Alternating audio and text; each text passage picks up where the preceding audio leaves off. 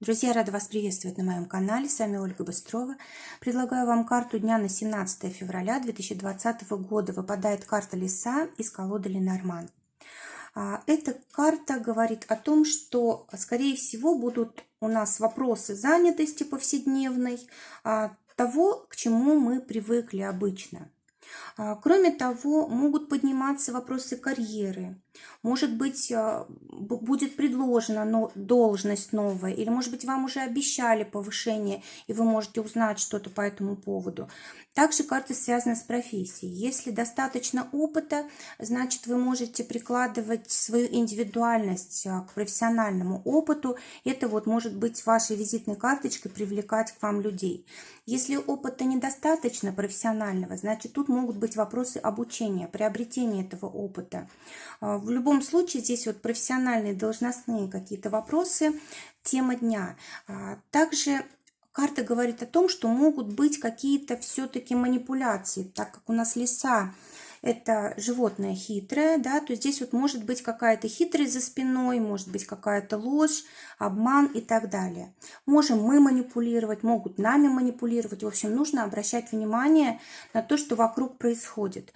Эта карта, она связана с Нептуном, а Нептун очень часто, кроме возможности к творчеству, дает такой самообман, иллюзии.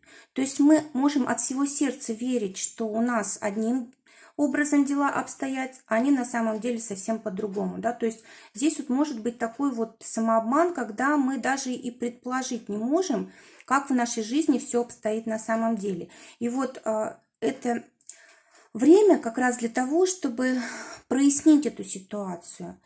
Для этого неплохо было бы с важными вопросами обращаться к людям, которым вы доверяете, каким-то мудрым людям, да? Или, может быть, это люди старше вас по возрасту, или это люди, которым вы доверяете, вы знаете, что они вас никогда не обманут, либо это специалисты, профессионалы, да, которые могут вам ответить на важные вопросы. То есть вот совет этого дня – не доверять своим чувствам, а проверять их обязательно на практике. Потому что, скорее всего, они окажутся ложными, да, и вот если это какой-то важный вопрос, который влияет на дальнейшую жизнь, то лучше знать правду всегда. Потому что вот такой обман, иллюзии, они всегда приводят к проблемам в дальнейшем.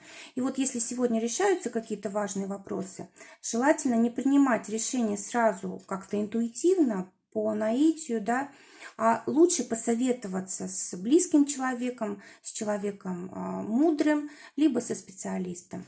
Друзья, желаю прекрасного дня, желаю, чтобы только самое лучшее сбывалось. Всего вам доброго, до новых встреч.